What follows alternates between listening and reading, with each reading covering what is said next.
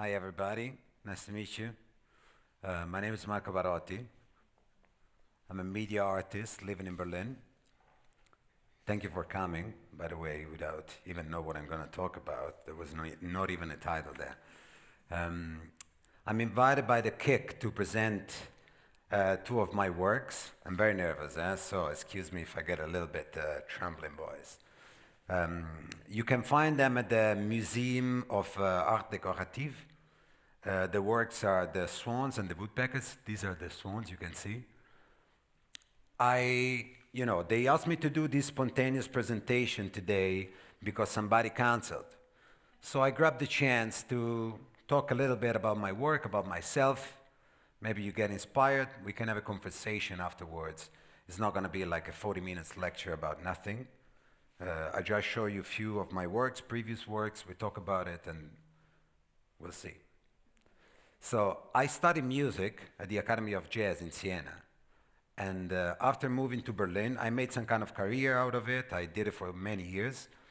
And when I moved to Berlin, I met a lot of creatives and artists from many different disciplines that I knew about, but I didn't really have contact with.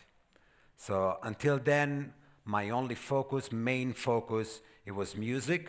And I don't know if I said it, I studied drums. So I was drumming.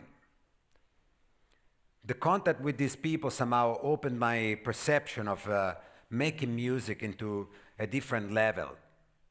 So I started to collaborate with architects, choreographers, designers, fashion designers, musicians, of course.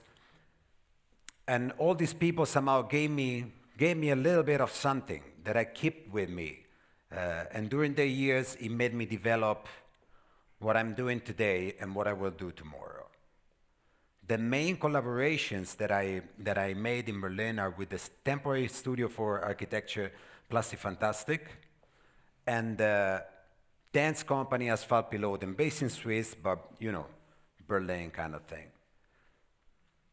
Somehow they are very good, they are specialized on interventions in urban and natural environments. Plastic does temporary architecture, so big inflatable sculptures, and Asphalt Piloten, they mainly do like performance, dance performance. Some installative work, but even the installative work is very performative.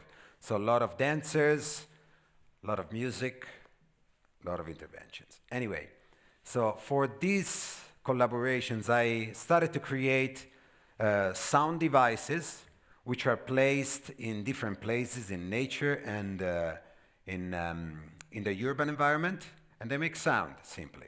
So they accompany what was the inflatable architecture of Plastic or the performances of Asphalt Piloten. Step by step, developing further, I became somehow an entity on my own with this baggage that I got from these people. And I started creating my own work, my own interventions. That makes me very happy today. Since my main practice, my main focus, my life is music and sound, everything starts from there. Everything is sound, everything is frequencies, everything is floating through mainly bass of what I do. I made a research in New York. I'll show you here. Sorry, I'm doing this from my website because I felt more confident. So, this is a research I made in New York. It's called the New York series. And it's basically, about how bass frequencies influences the vibrations and the movement of objects. So this is simply like cotton, I think. There is a loudspeaker. These are elastics, so rubber bands. This is a flag. This is sushi mat, right? And these guys, I call them fight. They have springs attached to each other, and somehow they make some kind of dialogue through bass frequencies, getting into a fight. I show you a quick video of it, so you understand what I'm talking about, and we can go further actually to the next works. These works are almost silent, actually. So very simple. Bass frequencies, they make the membrane of the speaker moving back and forth, and the object vibrates with it.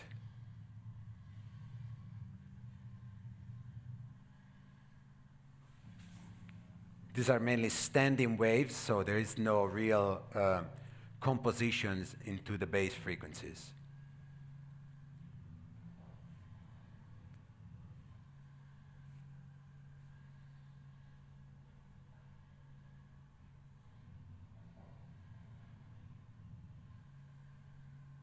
You see that every single object somehow resonates and vibrates in a different way to almost the same frequencies. The views are a little bit cut, so I need to fix this.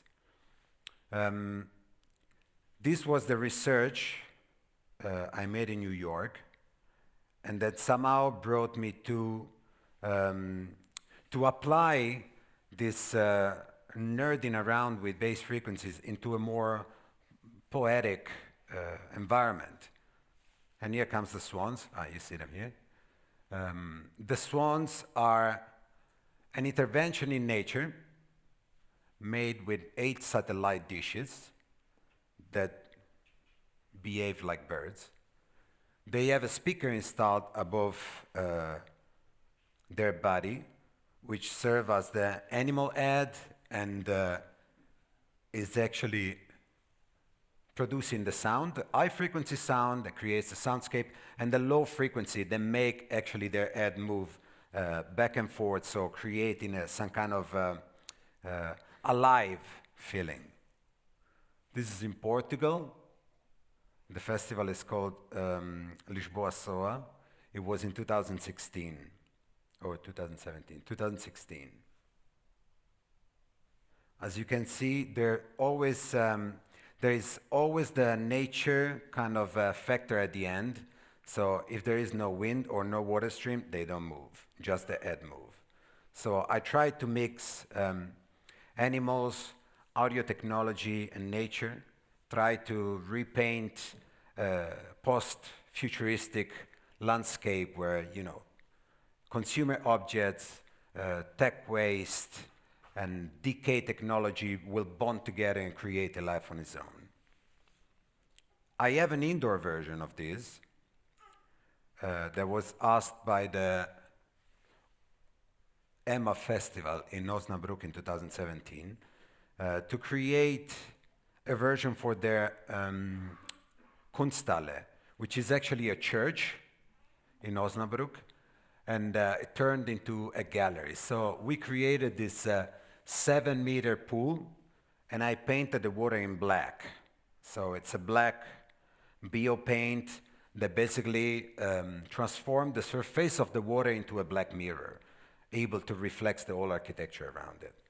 So this church, as you can see probably from the second picture,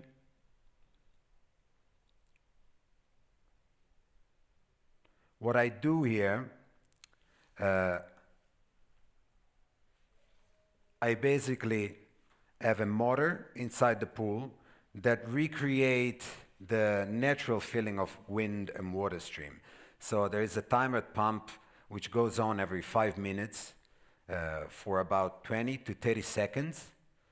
And what is happening is the reflection of the water breaks, everything disappears, and the swans, they start to move until the water stops again. So the dream comes back, and the swans, they go back in still position. I didn't show you the video of the swans before. Should I do that, actually? All right, so you understand better. And then I can show you the one indoor. Okay, this one, let's see it like that.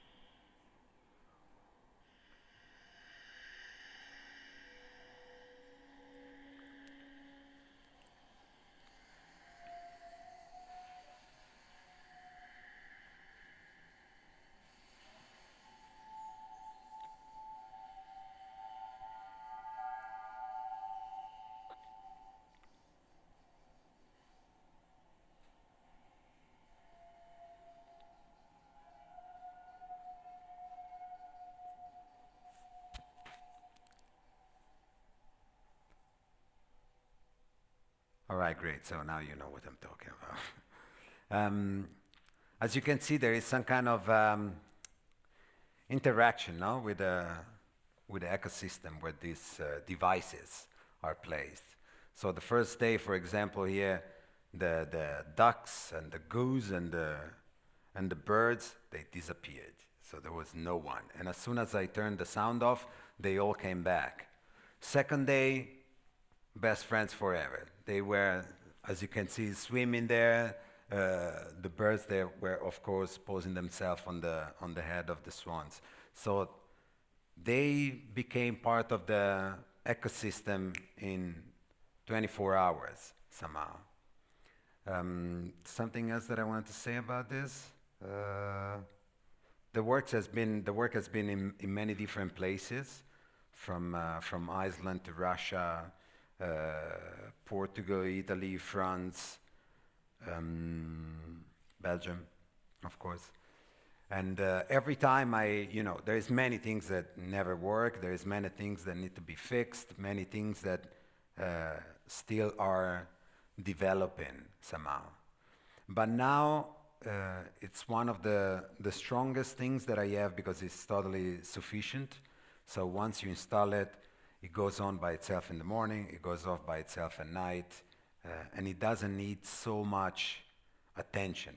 At least this is what I say. Then you should talk to the festival and probably they will think like, oh, we'll never do this again. I don't know. Anyway, so I want to show you the video of the indoor version of the Swans, if you don't mind, because you can see a little bit the difference of placing an artwork outside, outdoor, in the natural environment, so as an intervention, what is my aim mostly, and the difference with putting it inside, actually inside a museum. The video was shot in Berlin, in the Futurium, which is a museum which is going to open next year. And they made a preview with 4 artists this year for the Langenackte Wissenschaft. And they somehow got the Swans for this massive event that they had. And we shot the video. I think that actually the Osnabrück version is much more effective because you can really see the architecture reflected in the pool. But there was many artworks around and the floor was red, so somehow it doesn't really cut it through. In this space, which is like a black cube, the work seems like it belonged to it. I don't know, you tell me.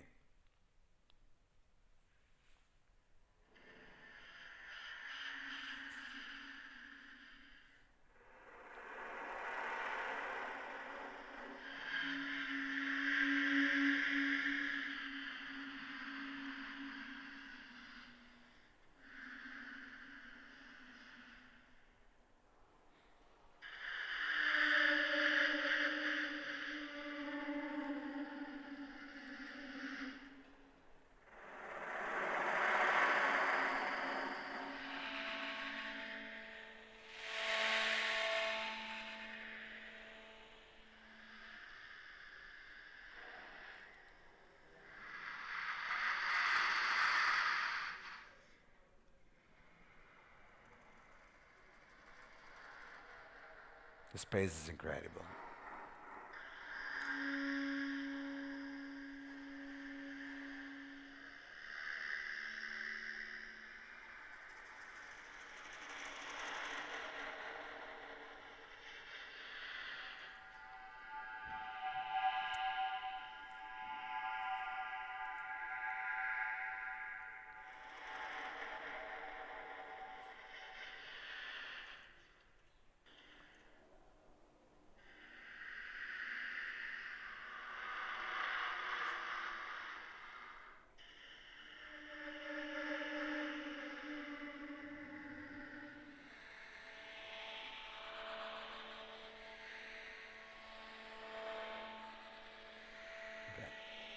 It looks much better on my screen. What I forgot to tell you actually is the composition in itself. The high frequencies that you hear, they are made with the recordings. I recorded people breathing into brass instruments. So humans using their breath, somehow trying to recreate this bird sound without actually knowing it. So I didn't ask them to do a swan, otherwise I don't know what they would have done it. Anyway, and the low frequencies, as you hear here, there is no low frequencies. Probably you ask, like, this guy's talking about low frequencies the whole time, we hear no bass. So the low frequencies that I use, they are too low to be heard. So they go below the human audible perception. So you don't hear them anymore, but you see them. They become movements. I don't know if you're familiar with Kreuzberg, that somehow inspired as well the work. If you go out in Cottbusser, you see all the satellite dishes around you. And if you go actually to the canal, you see the swans. So I stayed there, feeding them, listening to them, not talking to them, but listening to them and trying to imagine what my swans would sound like if they were related to the same family many years later, many years later. So then I found out that these recordings that I had from these people were the best way to reproduce these kind of sounds that I had in my head. So this is done. Go to the next. Anything that I'm forgetting? No? So, there you go. The woodpeckers. This is coming later. This I do now. Okay. So the woodpeckers is the follow-up to the swans. There are small robotic birds that interact with electromagnetic radiations, so man-made frequencies, electromagnetic pollution. So all the waves produced by mobile phones, wireless technology, GPS, radar, microwaves, man-made frequencies. They're invisible and inaudible, but they're all around us, everywhere, 24/7. So these birds, they are able to somehow grab the data, transform it into drumming impulses, and like the swans behave like swans, these guys behave like woodpeckers. So the architecture of the device is functioning as a boombox. So the head is a loudspeaker, as usual, and in the back there is an amplifier, an audio receiver, and all these crazy things that you see in the middle, like a sausage thing. They are batteries, so they are battery powered. I don't have any picture when you see the amplifier, so here, whatever. Do this. The way the installation works, there is an antenna in the near of the artwork, which is actually grabbing the data and transforming into high-frequency audio. The high-frequency audio, they are then low-passed, again, below the audible perception, and sent to the woodpeckers through low frequencies that creates drumming impulses. So the head of the woodpeckers, the loudspeaker, moves back and forth as a push and pull motor. So like your loudspeakers at home when you play bass into it. So recreating a visualization of the invisible waves which are around us. So finally you can see them and you can hear them. What's going on? So I never say it because otherwise it gets too crazy, but the installation is actually interactive. The more people are in the neighbor of the antenna, the more the woodpeckers, they go bananas. If you place yourself next to your phone next to the antenna and you try to check your emails, send a message, watch a video, the woodpeckers, they show it to you. They show it big times. So the artwork is there, you can see it. I give you a little preview with a video, if I find it. There you go. So this is the urban version. I also have a version in nature that I will show you later.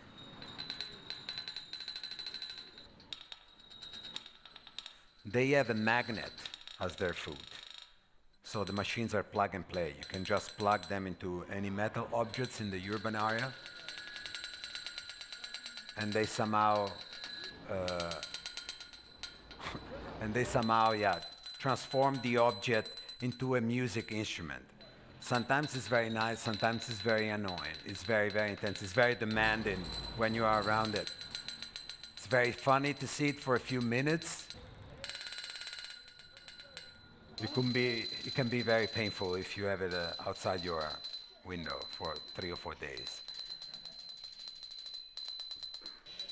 These are like, there is a waterproof version and a non-waterproof version. So if it's raining, this one is dead. And there is one with a kind of a backpack. It actually looks like my backpack. I didn't do it on purpose. This one is waterproof, so it can rain as much as we want. Fingers crossed. Then nothing happens. So this work was produced in 2018, actually this year. So I started last year, presented the first prototype in Marseille, traveling festival, to the In-Situ network last year in September. And they looked more like chickens or some kind of bad-looking chickens somehow. But they were already working, not really interactive. They were with cable and stuff. But it was everything there. So from the moment I had the idea to make the first real prototype, it wasn't so hard. It was a lot of readings, a lot of books, a lot of documentaries somehow about the topic of electromagnetic pollution, and trying to find the right machines to create this artwork. I'm sure I forgot a lot of things. I show you the other one meantime I think about it. So there is, as I said before, a version in nature. There's 4 pages open, which you will actually see it a little bit here as well. So this is in Oerol. The festival is called Oerol in Terschelling. It's Terschelling is an island of the Netherlands, 45 minutes from Arlingen. You can take a fast boat and be there in 45, or you can take a slow boat, which is nicer. The island is kind of wild, man-made paradise. So it's really, the weather is really wild, it's horrible. The island is very beautiful, but you feel somehow that it's all planted. Every single tree is like nothing is really natural, but it's really well done the Dutch way.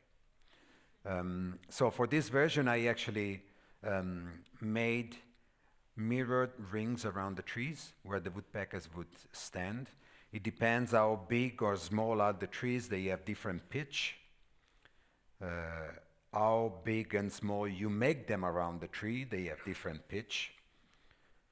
Okay, so now they come into my mind how the things that I forgot. The pitch, so things that, how they behave between them, probably you are asking like, do they do always, all of them do the same things? No.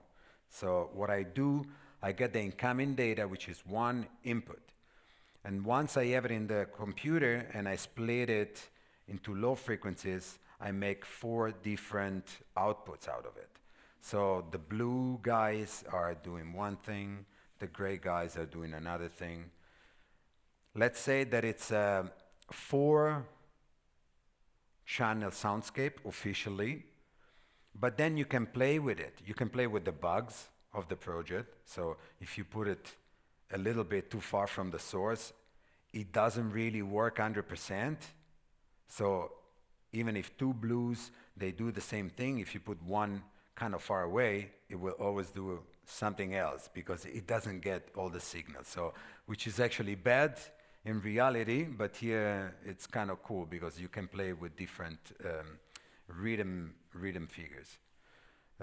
So that's the thing I forgot. I go on with this one, what I did in Terschelling, I took a little part of a little forest in the island next to the Wasser Tower, where there is the biggest mobile phone mast in the island, painted in green, which is like, it's a huge thing coming out of the forest into the sky, and nobody seems to notice it.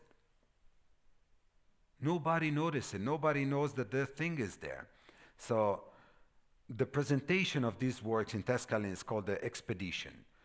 People and visitors of the festivals, it's thousands of people, so you have like between 700 and 1,000 people every day visiting your work. They go around with the bike in any kind of weather, so no matter what, they go for it. For my installation, they park the bike here. They arrive, they park the bike here. The antenna is there. And when they come up and I explain them the concept about the artwork, they say, yeah, but what kind of data are you grabbing? Where are you grabbing the data from? And here there is the antenna pointing to the big mobile phone mast, and I say, from there. And almost like 98% of the people, they were like, oh my God, I didn't see that. So we do not realize what is around us that belong to this infrastructure anymore, but it's there. It's there.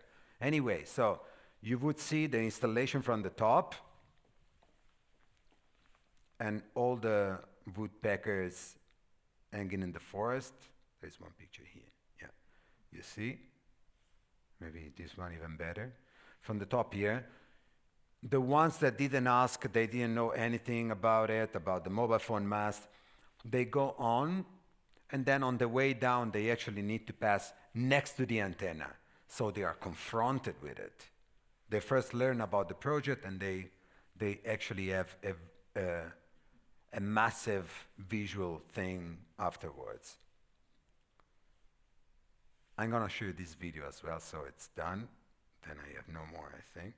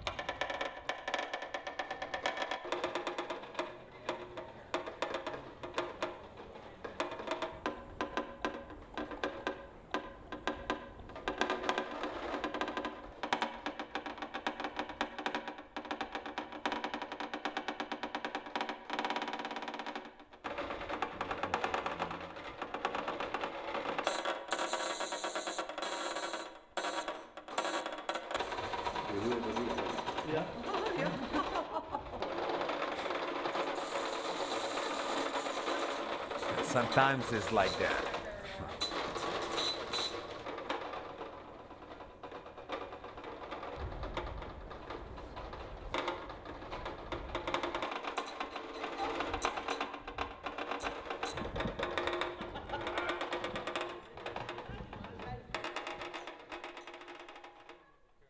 Okay, great. These videos, they all seem quite long. I don't know if it's me a little bit nervous up here. You tell me if they're boring, I shut them down, so you get the idea. What I forgot to say is that they are also built in a different way. Some of them, they have a flexible neck, so that they look a little bit more dumb. And some of them, they have a rigid neck, so they look powerful and they play very tight, the drum strokes. So even if I send to them, even if two golds are having the same audio signal inside coming to them, they always behave somehow differently. This is how I physically make the difference as well between them. And they are built by hand. So this is what I was looking for from the chickens that I was talking about before. At one point in my atelier, there was like a bunch of these really ugly looking animals until I came to this thing, which I actually produced by hand, every single one of them, together with the with a student from the University of Utrecht, Pim Borel, like big Dutch guy that actually bend by hand each one of them. So, you know, neck number 14 goes with body number 14 and only. So one body is bended, one neck is bending with that body. Numbered, finished. So when you need to put them together, it's not nice. It's really not nice. Anyway, so let's go on. This is all done. So I would like to show you something that I will do, if you are interested on it. So by now, you understood that I tried to mix animals and audio technology and make interventions in natural and urban environments with it. I wanted to make you surprised, but it didn't work out. So now you know this is a clam. How the fuck did I get this together? Sorry, I should have prepared a presentation. It was so short, everything. So, next project, the clams. Oh, there you go. There you go. That's how I do it. I feel like my father a little bit right now. So, for the next artwork, I'm moving from birds and ground life into marine life.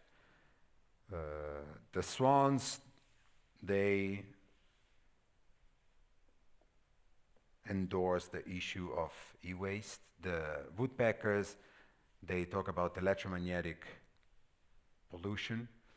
And the clams wants to address the topic of plastic pollution and water pollution. Why the clams? These little guys, they are the most precious and actual natural filtration that we have.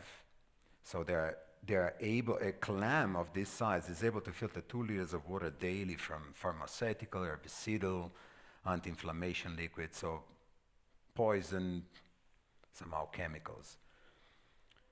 In their hunt for food, they feed themselves and they clean our water. As well in Florida and Miami, they are trying to repopulate the rivers actually with clams to create some kind of natural filtration. So what I want to do, I want to recreate this natural filtration like a sonic filter. So same way, I always use audio and bass frequencies. There will be a filtration system placed into the water in the near of the installation. And probably 8 clams will float in the water, will be on the shore in nature, or at the seaside, they will be at the beach, or in the city, they will be under bridges or, you know, stairs, proximity to water, using the acoustical characteristic and the reverberation of the architecture around them.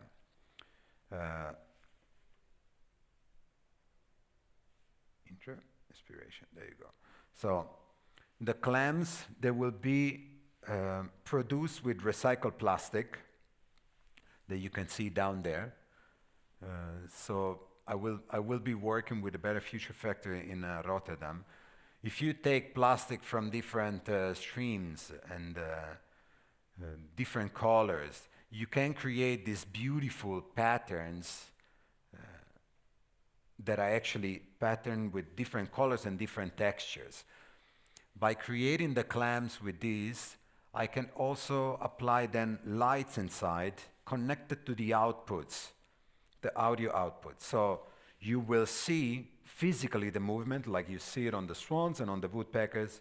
You will hear the filtration which is happening, and you will see it through lights. So white LEDs placed inside the clams will make their shell shine through different patterns.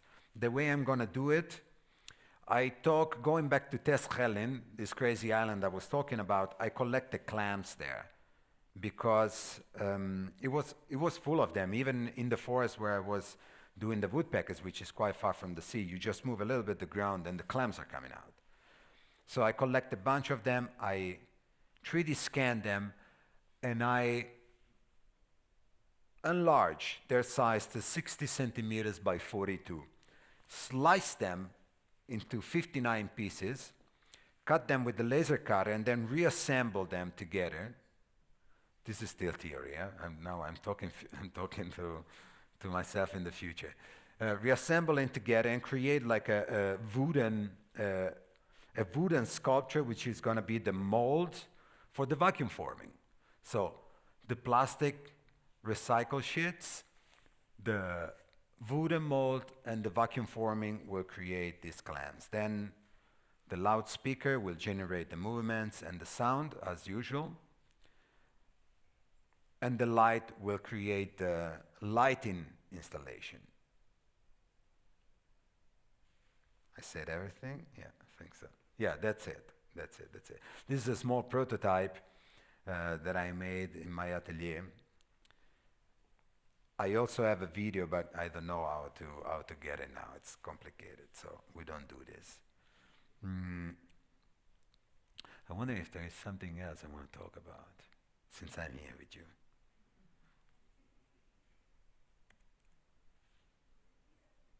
No. I think this is it. How long did I do? Am I good? I what? Half an hour to go still? 2 minutes? All right, you have any questions? You good? If you don't have any questions, there you go.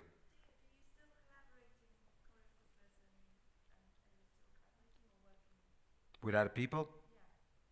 Not really. No, with Plastic Fantastic, I mean, I read the name, I mean, I've switched into really something else, so that keeps me a little bit far from what we produced back then. So there is still a few projects running, and it could be maybe once a year, twice a year that, a museum book us or book a project, and then I go and I do it, of course. There are also, again, Marco Canevacci, the director, is also one of my best friends, so it's always an occasion actually to be together, and I personally own them a lot because they really make me become something that I like to be today. And for the company Asphalt Piloten, yes, I try to do it once a year. With my modular synthesizer, I create a soundscape for their performances. Now, this year it was 3 times, which is a lot. The last time I was like, okay, I don't know, music, for making music, I did it for so many years, and it became so tight, following the structures and the layerings of, classical, not classical in the meaning of classical, but like traditional composition, kind of how to make a song or how to make a track. With these works, I have so much more freedom. I can do whatever I want.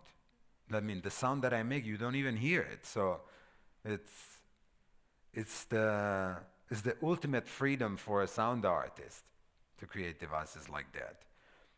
So the soundscape I do once a year with the modular synthesizer. It's very inspiring, but I try not to collaborate with people. I like to do it alone now.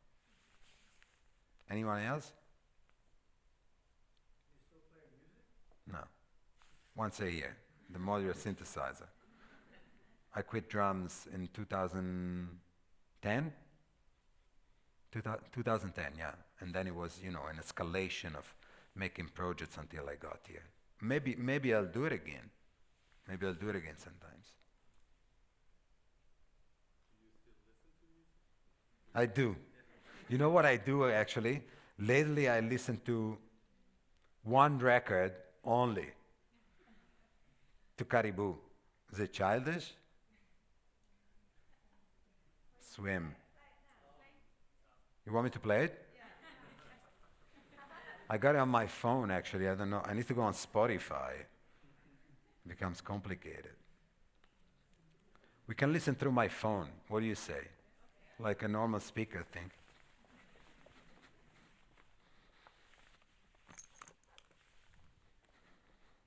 It gives me so much power. If I'm sad in the morning, I play this. If I want to do my workout, I play this. If I'm under the shower, I play this. I can keep you updated when I change then. Elaborate. Oh, I wish we could listen on the big. Oh! All right, man. All right, give it all. And now's the time you come up and we dance.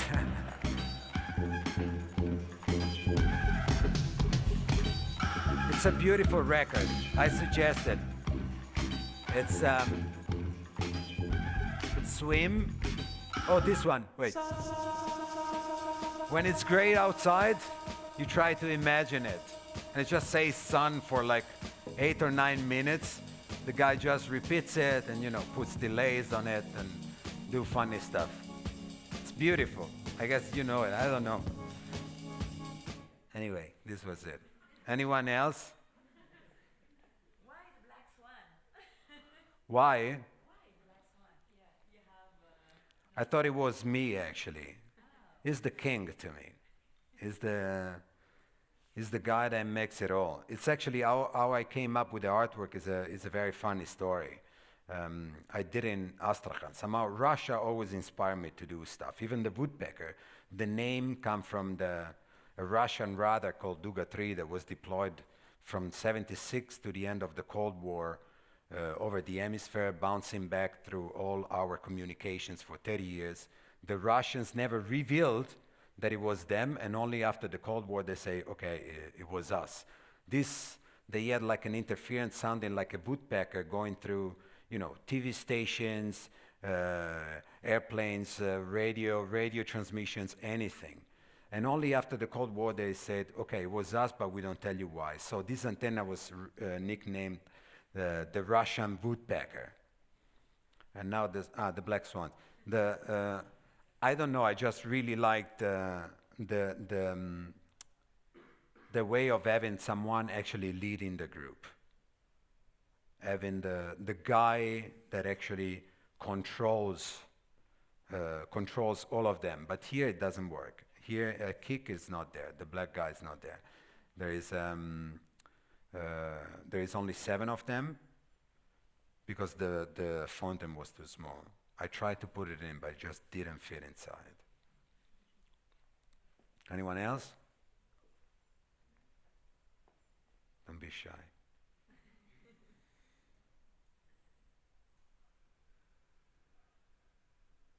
the swans, do they float or they have like a sort of underwater device? They float. They behave like swans, so they float. They have like a pressure ring under it. And they are anchored to the ground, so they move with the wind, but they don't go crazy. So they stay in some kind of pattern position.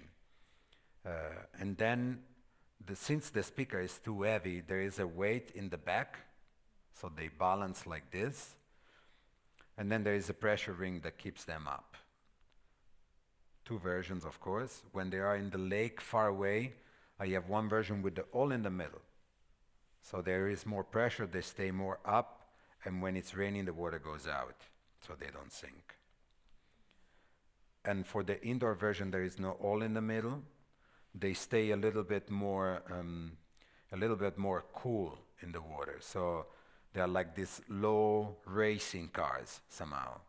The ones with the hole in the middle, they stay far, they are really up. You see the pressure rings, you see a little bit more the trick, how they actually work. These ones are a little bit more magical, the ones that are here. Yes, they float and they move with the wind. And how do you intend to do that with the clams? How to make them move? To make them stay outside the water and maybe behind the bridge, as you said, or maybe in the sea.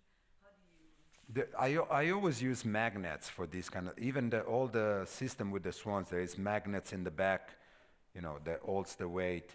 So for the clams on the ground, I will have like a piquet for the tent, for example, with the metal surface, and the bottom of the clam will be some kind of magnetic surface, so you can just pop it like the woodpeckers. And in water, they will work the same way. So they will have the cable going down, anchored to the ground with a weight. Usually I use sandbags, so I don't need to ship heavy stuff.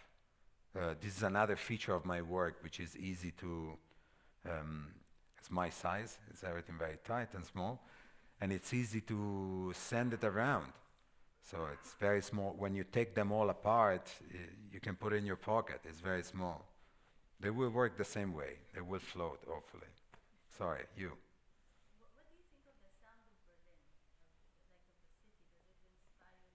Did it inspire work? Yeah, it did actually. It did, yeah. And you know what inspired actually even more this low, very low frequencies that you don't hear is the Berlin when I arrived 12 or 13 years ago, that were even in the neighborhood of my atelier in Prenzlauer Berg, there was a lot more clubs.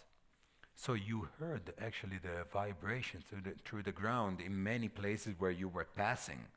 So the cellar were on fire back then, not anymore now. The sound in general, I mean, now it's like tech, techno, tourist kind of thing. So it's beautiful. It's still like, it's my city, it's my town. But I understand that is not so much the underground place where when I arrived, so to say. But I love it. It's my home. Anyone, or should we wrap it up? All right. Thank you very much. Thank you. Thank you.